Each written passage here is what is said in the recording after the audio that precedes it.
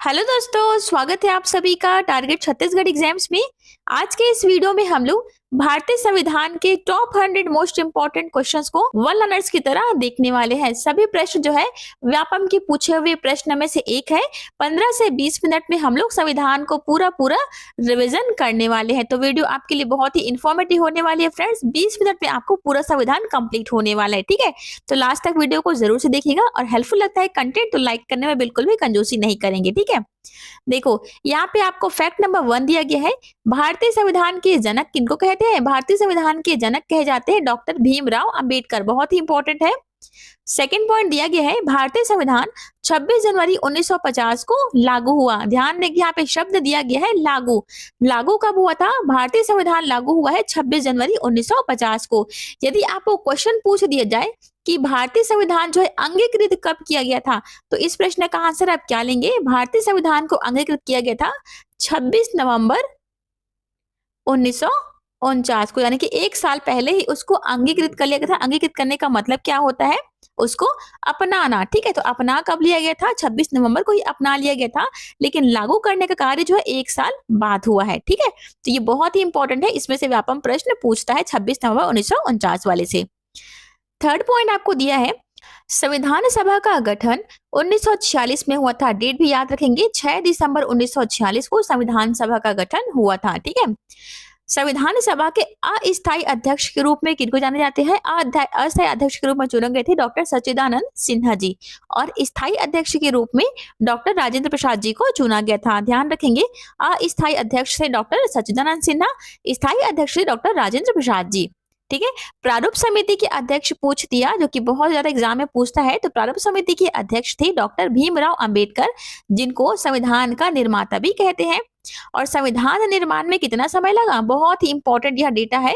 संविधान के निर्माण में 2 वर्ष 11 माह और 18 दिन का समय लगा था। कूट वाले में प्रश्न यह पूछता भी है, तो याद रखेंगे 2 वर्ष 11 माह 18 दिन का समय लगा था संविधान के निर्माण में। संविधान सभा की अंतिम बैठक जो है कब हुई थी? 24 जनवरी 1950 को। 24 जनवरी 1950 को संविधान सभा की अंतिम बैठक हुई थी। संविधान की मूल प्रति जो है हाथ से लिखी गई थी। कूट वाले में यहाँ पे पूछ चुका है। प्रिंटिंग प्रेस का इसमें इस्तेमाल नहीं हुआ था। यह जो है हाथ से लिखी गई थी। और हाथ से लिखने वाले कौन थे? वह महान आदमी थे प्रेम बिहारी नारायण राय। यहाँ पे राय लिखा है, लेकिन राय ज्यादा भी कहीं कहीं पे लिखा होता है, ठीक है।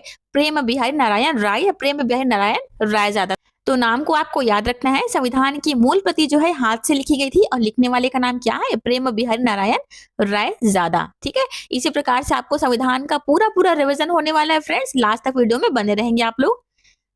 11वें नंबर का पॉइंट दिया गया है, भारतीय संविधान की प्रस्तावना 42वें संविधान संशोधन से बदली गई है। किस संशोधन से? 42वें संविधान संशोधन के तहत बदली गई है भारतीय संविधान की प्रस्तावना को, ठीक है। 42वें संविधान संशोधन को ही मिनी संविधान के रूप में जाना जाता है। अब मिनी संविधान इसको क्यों कहते हैं?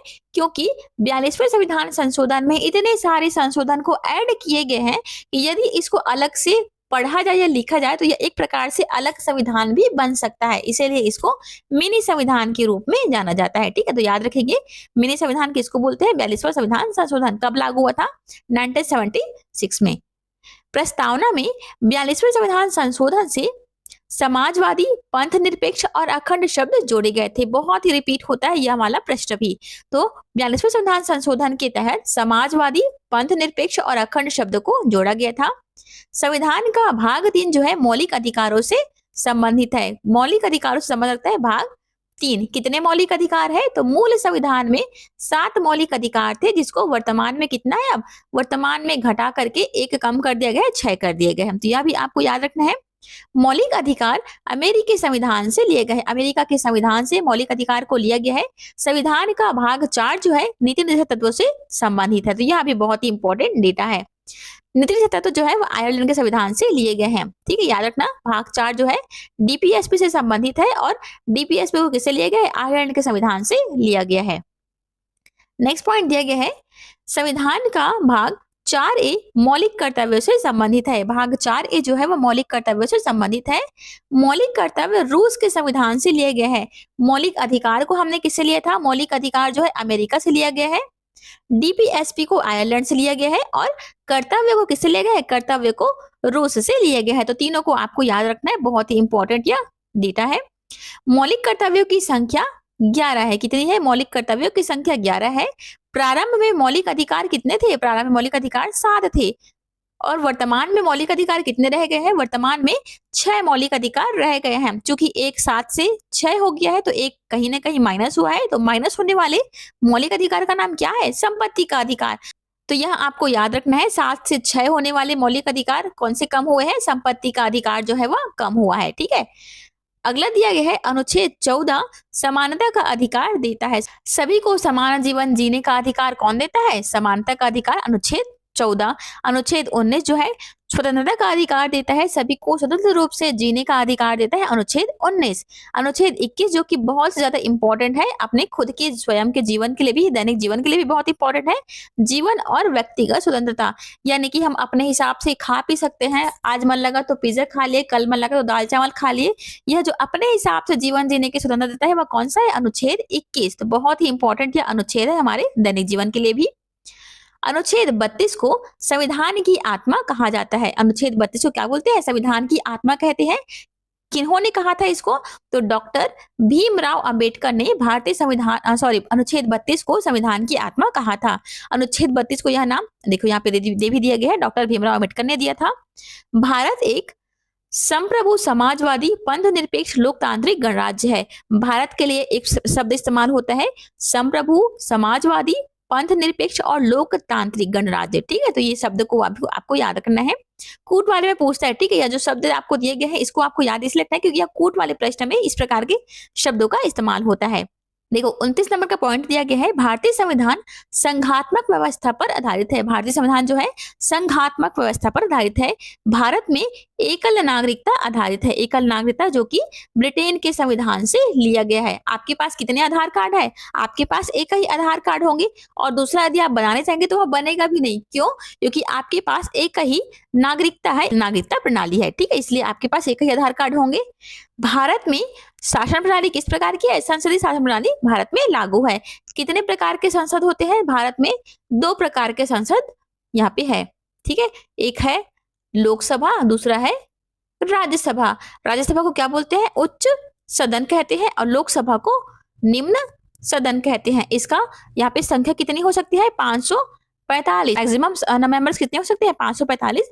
राज्यसभा के 250 हो सकते हैं। ठीक है, और राज्यसभा में ध्यान देंगे, राज्यसभा में राष्ट्रपति जो है कितने सदस्यों को मनोनीत कर सकता है? तो 12 सदस्यों को मनोनीत कर सकता है, जो कि लोक कला संस्कृति विज्ञान के क्षेत्र में अव्वल नंबर पे हो इन लोगों को। ठीक है, तो इन सभी पॉइंट्स को मैंने अलग से वीडियो बना करके समझाया है संसद के बारे में, क्योंकि इसमें से 3 से 4 प्रश्न पूछते हैं, तो इसको आप लोग जरूर से वॉच करेंगे। डिस्क्रिप्शन बॉक्स चेक करना, वहां पे मैं आपको इसका लिंक प्रोवाइड कर दूंगी। ठीक है, राष्ट्रपति संवैधानिक प्रमुख होता है। राष्ट्रपति क्या है? संवैधानिक प्रमुख होता है। चूंकि हमारे देश की यहाँ प्रमुख होते हैं, जितने भी कार्य हमारे देश में होते हैं उसको हैंडल करने का कार्य कौन करते हैं? राष्ट्रपति करती हैं।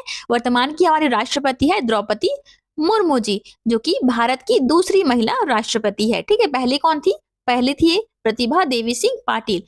वर्तमान की हमारे राष्ट्रपति द्रौपदी मुर्मू है, जो कि दूसरी क्रम की महिला राष्ट्रपति है। ठीक है, तो यह भी आपको याद रखना है। प्रधानमंत्री वास्तविक कार्यपालिका प्रमुख होता है। देखो राष्ट्रपति क्या होती है? राष्ट्रपति नाम मात्र की प्रमुख होती है, वह केवल साइन करने का, सिग्नेचर करने का कार्य करती है, लेकिन बाकी जो देख रेख करता है किस प्रकार से हमको शासन करना है, किस प्रकार से देश को चलाना है, तो ये कौन करता है? प्रधानमंत्री करते हैं। वर्तमान के हमारे प्रधानमंत्री कौन है? पीएम नरेंद्र मोदी जी। कौन से क्रम के है यह? नरेंद्र मोदी जो है वह 14वें क्रम के प्रधानमंत्री हैं। इससे पहले वह गुजरात के मुख्यमंत्री के रूप में कार्य कर चुके हैं। ठीक है, तो इन मंत्रियों के बारे में भी आपको डिटेल में पढ़ करके जानना है, क्योंकि इससे भी प्रश्न व्यापक पूछता है। ठीक है, इसका भी मैंने वीडियो बना करके अपलोड कर दिया था, वह वीडियो का लिंक भी आपको डिस्क्रिप्शन बॉक्स में मिल जाएगा। राष्ट्रपति का कार्यकाल जो है 5 वर्ष का होता है। उपराष्ट्रपति राज्यसभा का पदेन सभापति होता है। देखो उपराष्ट्रपति जो होता है वह क्या होते हैं? राज्यसभा का पदेन सभापति, यानी कि वह उनके अध्यक्ष होते हैं। वर्तमान में हमारे उपराष्ट्रपति कौन है? वर्तमान के उपराष्ट्रपति है सीपी राधा कृष्णन जी। सीपी राधाकृष्णन जी, जो कि 15वें क्रम के भारत के उपराष्ट्रपति है। उपराष्ट्रपति जो है राज्यसभा के पदेन सभापति होते हैं, यह आपको ध्यान रखना है। लोकसभा का अधिकतम कार्यकाल कितने वर्ष का होता है? 5 वर्ष का होता है। राज्यसभा स्थायी सदन है, स्थायी सदन है, इसका कभी भंग नहीं होता। इसके 1/3 सदस्य यानी कि 1/3 सदस्यों की नियुक्ति अगले बार हो जाती है। ठीक है, तो यह भी आपको याद रखना है। राज्यसभा सदस्यों का कार्यकाल 6 वर्ष का होता है। ध्यान देंगे, लोकसभा के सदस्यों का कार्यकाल होता है 5 वर्ष का, जबकि राज्यसभा के सदस्यों का कार्यकाल होता है 6 वर्ष का। लोकसभा अध्यक्ष को स्पीकर कहा जाता है। लोकसभा अध्यक्ष को क्या कहते हैं? स्पीकर कहते हैं। और राज्यसभा के अध्यक्ष को क्या कहते हैं? उपराष्ट्रपति कहते हैं, क्योंकि उपराष्ट्रपति उनकी अध्यक्षता करता है। भारत में एकीकृत न्यायपालिका है, ठीक है, एकीकृत न्यायपालिका है भारत में। भारत में सर्वोच्च न्यायालय जो है सुप्रीम कोर्ट है। सर्वोच्च न्यायालय कौन सा है? सुप्रीम कोर्ट है। यदि हम जिला कोर्ट जाते हैं, वहां पे हमको न्याय नहीं मिलता, उसके बाद हम कहाँ जाएंगे? हाई कोर्ट जाएंगे। हाई कोर्ट में भी न्याय नहीं मिलेगा तो हम सुप्रीम कोर्ट जाएंगे। तो सुप्रीम कोर्ट हमारा सर्वोच्च न्यायालय है। सुप्रीम कोर्ट की न्यायाधीश को सेवानिवृत्ति आयु कितनी है? 65 वर्ष है। यह भी बहुत ही ज्यादा इंपॉर्टेंट पॉइंट है। सुप्रीम कोर्ट के न्यायाधीश की सेवानिवृत्ति आयु कितनी है? 65 वर्ष। हाई कोर्ट के न्यायाधीश सेवानिवृत्ति आयु कितनी है? 62 वर्ष है। हाई कोर्ट जो कि उससे लोअर का होता है, आप इस ट्रिक से याद रख सकते हैं।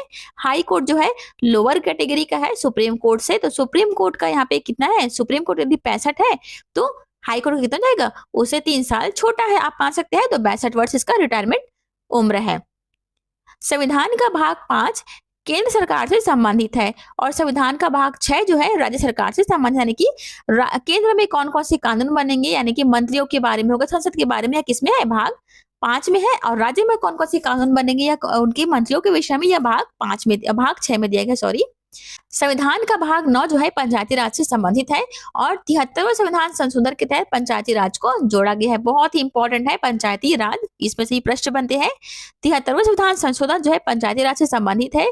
74वां जो है वह नगर पालिकाओं से संबंधित है। ध्यान देंगे, पंचायती राज से अलग है नगर पालिका, जो कि 74वां संविधान संशोधन से जुड़ा हुआ है। संविधान में वर्तमान में 25 भाग है। कितने हैं? वर्तमान में 25 भाग है, 12 अनुसूचियां हैं। कितने हैं? संविधान में वर्तमान में 25 भाग, 12 अनुसूचियां हैं और कितने अनुच्छेद है? 395। पहली अनुसूची जो है वह राज्य और केंद्र शासित प्रदेशों से संबंध रखता है। पहले अनुसूची में क्या उल्लेखित है? राज्य व केंद्र शासित प्रदेशों के बारे में उल्लेखित है। 8वीं अनुसूची में भाषाओं का उल्लेख है। 8वीं अनुसूची में कितनी भाषाओं का उल्लेख है? 22 भाषाओं का उल्लेख है, ठीक है। 8वीं अनुसूची में यहाँ पे दिया भी है 22 भाषाओं का उल्लेख है। बहुत ही इंपॉर्टेंट है ये वाला भी। कौन कौन सा उल्लेखित नहीं है, यह वाला पूछता है। संविधान की 22 भाषाओं में कौन कौन सी भाषाओं का उल्लेख नहीं है? यह कूट वाले प्रश्न में कई बार पूछ चुका है। तो कौन कौन सी भाषा का उल्लेख नहीं है? अंग्रेजी, तुलु, अवधी, छत्तीसगढ़ी, फारसी, गोड़ी, राजस्थानी जैसी कई भाषाएं शामिल है इसमें, जिसका उसमें उल्लेख नहीं है। बहुत ही इंपॉर्टेंट है, सभी इन भाषाओं को आपको याद करना है, जो कि संविधान की 8वीं अनुसूची में 22 भाषाओं में उल्लेखित नहीं है, ठीक है। रिपीट कर रही हूँ, अंग्रेजी, तेलुगु, अवधी, छत्तीसगढ़ी, फारसी, गोड़ी और राजस्थानी, ये आपको याद रखना है। छत्तीसगढ़ी भी इसमें इंक्लूड नहीं है, ठीक है। 9वीं अनुसूची जो है भूमि सुधार से संबंध रखता है। भूमि से संबंधित जितने भी कार्य होते हैं वह अनुसूचित 9 से संबंध रखता है। संविधान संशोधन की प्रक्रिया जो है अनुच्छेद 368 में है। किसमें है? संविधान को संशोधन करने की प्रक्रिया है अनुच्छेद 368 में। मिनी संविधान हमने किसको देखा था? मिनी संविधान के रूप में 42वें संविधान संशोधन को देखा था। भारत में मतदान की आयु कितनी है? 18 वर्ष है। मतदान आयु 61वें संविधान संशोधन से 18 वर्ष की गई है। पहले कितना था? पहले 21 वर्ष की आयु में वोट दे सकते थे, लेकिन वर्तमान में 61वें संविधान संशोधन के तहत 21 से 18 वर्ष की गई है। संविधान में 3 सूचियां हैं। कौन कौन सी सूची है? तो केंद्र सूची, राज्य सूची और समवर्ती सूची। जिसका कानून जो है या पूरा नियंत्रण जो है केंद्र सरकार के पास होता है उसको केंद्र सूची के अंतर्गत रखा गया है। जिसका पूरा नियंत्रण जो है राज्य सरकार के पास होता है उसको राज्य के अंतर्गत रखा गया है, और जिसका नियंत्रण केंद्र और राज्य दोनों के द्वारा होता है उसको समवर्ती सूची में रखा जाता है। वर्तमान में केंद्र सूची में कितने विषय हैं? तो वर्तमान में 100 विषय शामिल है, लेकिन मूल संविधान में 97 विषय थे। ध्यान रखना, वर्तमान में केंद्र सूचियों की संख्या कितनी है? 100 है, लेकिन मूल संविधान में देखा जाए तो इसके विषय थे 97। राज्य सूची में कितने विषय है? तो वर्तमान में राज्य सूची में 61 विषय है, लेकिन मूल संविधान में 66 विषय थे। इसमें 5 सूची को कम कर दिया। और समवर्ती सूची की बात करें तो वर्तमान में इसमें 52 विषय शामिल है, जबकि मूल संविधान में 47 विषय थे, ठीक है। कौन कौन से इसमें क्या क्या आती है यह भी एक बार आप लोग देख लेंगे, इसमें से प्रश्न पूछता है, ठीक है। हम लोग कहाँ पे थे? यहाँ पे संघ सूची में 97 विषय है, ये आपको दिया भी है। राज्य सूची में 66 विषय है, समवर्ती में 47 विषय है। राष्ट्रीय आपातकाल अनुच्छेद 352 में है। राष्ट्रीय आपातकाल यानी कि नेशनल इमरजेंसी जो है 352 में उल्लेखित है। राज्य आपातकाल अनुच्छेद 356 में उल्लेखित है, वित्तीय आपातकाल अनुच्छेद 360 में उल्लेखित है। अभी तक भारत में एक भी बार वित्तीय आपातकाल नहीं लगा है, यह आपको ध्यान रखना है। कोर्ट वाले में यह भी पूछता है। और राष्ट्रीय आपातकाल 3 बार लग चुका है, वित्तीय आपातकाल एक बार भी नहीं लगा है, राष्ट्रीय आपातकाल 3 बार लग चुका है। शिक्षा का अधिकार अनुच्छेद 21A में है, शिक्षा का अधिकार सभी को शिक्षा पाने का अधिकार है, यह अनुच्छेद 21A में उल्लेखित है। शिक्षा का अधिकार अधिनियम 2009 में लागू हुआ था। कब लागू हुआ था? सभी को शिक्षा प्राप्त करना का अधिकार लागू हुआ था 2009 में। चुनाव आयोग संवैधानिक संस्था है। किस प्रकार की संस्था है? चुनाव आयोग जो है संवैधानिक संस्था है, जो कि चुनाव करवाती है, उसको क्या बोलते हैं? चुनाव आयोग कहेंगे। कैग संवैधानिक पद है। कैग क्या है? Controller and auditor general of India. तो कैग क्या है? आपका संवैधानिक पद है। यूपीएससी संवैधानिक निकाय है। यूपीएससी एग्जाम आपने सुना भी होगा, तो यूपीएससी क्या है? एक संवैधानिक निकाय है जो कि चयन परीक्षा कंडक्ट करवाती है। ठीक है। वित्त आयोग अनुच्छेद 280 में है। संविधान का भाग 14 जो है वह सरकारी सेवाओं से संबंधित है। संविधान का भाग 15 जो है अनुसूचित जाति जनजाति से संबंधित रखता है। भाग 15 यह भी आपको ध्यान देना है। संविधान का भाग 17 जो है वह राजभाषा से संबंधित है। और भारत की राजभाषा कौन सी है? हिंदी है। छत्तीसगढ़ की पूछ दिया, छत्तीसगढ़ की, तो छत्तीसगढ़ की राजभाषा छत्तीसगढ़ी को लेना है आपको आंसर में। ठीक है। अंग्रेजी सहायक राजभाषा है। अंग्रेजी जो है उसको देखो, अंग्रेजी जो है आपका मेन भाषा नहीं है, अंग्रेजी जो है वह सहायक राजभाषा के रूप में कार्य करता है। सामान्य नागरिक संहिता नीति निर्देशक तत्व है।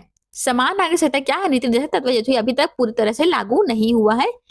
केशवानंद भारती केस जो है मूल ढांचा सिद्धांत से जुड़ा है। संविधान का मूल ढांचा, इसको हम नहीं बदल सकते। ठीक है। मूल ढांचा में जो भी लिखा गया वह लिखा गया, इसको हम नहीं बदल सकते।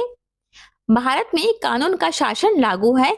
यहाँ पे संविधान ही सर्वोपरि होता है। ठीक है। संविधान में जो लिखा गया वही सत्य है हमारे लिए, यह इनका कहना है। संविधान हम भारत के लोग से शुरुआत होता है। संविधान किससे चालू होता है? तो संविधान की प्रस्तावना जो है वह हम भारत के लोग से शुरुआत होता है। भारत एक लोकतांत्रिक देश है। संविधान देश का सर्वोच्च कानून है, जो कि मैंने अभी आपको बता दिया। संविधान में जो लिखा गया वही हमारे लिए सर्वोच्च होता है। ग्राम सभा पंचायती राज की आधारशिला है। ग्राम सभा क्या है? पंचायती राज की आधारशिला है। बहुत ही इंपॉर्टेंट यह वाला भी पॉइंट है। पंचायत की नींव किसको कहते हैं? ग्राम सभा को। महिलाओं को पंचायतों में 33% का आरक्षण प्राप्त है। भारत में कल्याणकारी राज्य की अवधारणा है। मौलिक अधिकार न्यायालय द्वारा लागू किए जा सकते हैं। अगर हमारे अधिकार का हनन हो रहा है तो मैंने आपको क्या बताया, हम जिला कोर्ट में जाएंगे, जिला के बाद में हाई कोर्ट में जाएंगे, हाई में अगर हमारी सुनवाई नहीं होता हम क्या करेंगे? सुप्रीम कोर्ट में जाएंगे। यानी कि क्या है? मौलिक अधिकार जो है न्यायालय के द्वारा लागू हो सकते हैं। यदि हमारे अधिकार का उल्लंघन हो रहा है तो हम कोर्ट के पास जाएंगे, उनकी याचिका करेंगे, वह हमारे अधिकार को वापस कर सकता है। लेकिन नीति निर्देशक तत्व जो है यानी कि डीपीएसपी जो है वह न्यायालय के द्वारा लागू नहीं होते हैं। डीपीएसपी में से किसी भी अधिकार का हमारा उल्लंघन हो रहा है तो इसके लिए हम न्यायालय के पास नहीं जा पाएंगे, क्योंकि यह न्यायालय में लागू नहीं होते हैं। अनुच्छेद 25 धार्मिक स्वतंत्रता देता है। अनुच्छेद 29 जो है संस्कृति की रक्षा करता है। अनुच्छेद 30 जो है अल्पसंख्यक अधिकार है। ध्यान देंगे, जो ओबीसी वाले होते हैं, ओबीसी, इनके लिए कौन सा अनुच्छेद बना है? अनुच्छेद 30। भारत का संविधान 18 जो है आपातकाल से संबंधित है। जो हमने 3 आपातकाल देखे थे, राष्ट्रीय और कौन से थे? वित्तीय आपातकाल, ये सभी क्या आते हैं? अनुच्छेद 18 में आते हैं। राष्ट्रपति पर महाभियोग लगाया जा सकता है। राष्ट्रपति को यदि पद से हटाना है तो उसके लिए आपको महाभियोग की प्रक्रिया से गुजरना पड़ेगा। भारत में सार्वभौमिक वयस्क मताधिकार है। संविधान एक जीवंत दस्तावेज है। संविधान में सामाजिक, आर्थिक, राजनीतिक न्याय का लक्ष्य है। संविधान में बंधुत्व की भावना है। भारतीय संविधान में एकता और अखंडता को मजबूत करता है। भारतीय संविधान जो है वह एकता और अखंडता को मजबूत करता है। भारतीय संविधान लोकतंत्र की आत्मा है। क्या है? लोकतंत्र की आत्मा। यह कोर्ट वाले प्रश्न में पूछा भी था। और भारतीय संविधान जो है विश्व का सबसे लंबा लिखित संविधान है। बहुत इंपॉर्टेंट है यह भी। सबसे लंबा लिखित संविधान विश्व का कौन सा है? तो भारत का संविधान जो है सबसे लंबा लिखित संविधान है। इस प्रकार से आपके 100 पॉइंट्स जो होते हैं वह कंप्लीट होते हैं। उम्मीद करती हूँ आपको क्विक रिवीजन के तौर पर यह वीडियो अच्छी लगी होंगी।